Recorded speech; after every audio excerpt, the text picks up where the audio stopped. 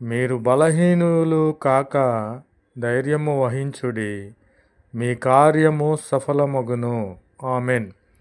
మీరు ఏ కార్యము తలంచి ఉన్నారో ఆ కార్యము వలన నా దగ్గర ధనము లేదు, నా దగ్గర ఆరోగ్యము లేదు, నా యొద్ద సరిపడిన తిండి లేదు అని నీవు బలహీనపడి ఉన్నావేమో. ధైర్యము వహించండి, ధైర్యము తెచ్చుకోండి.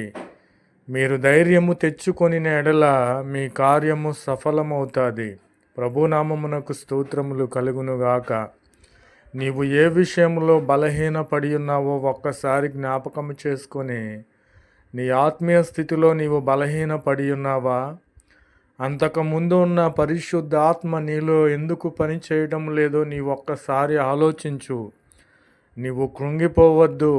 బలహీనపడిన నీవు ధైర్యము వహించి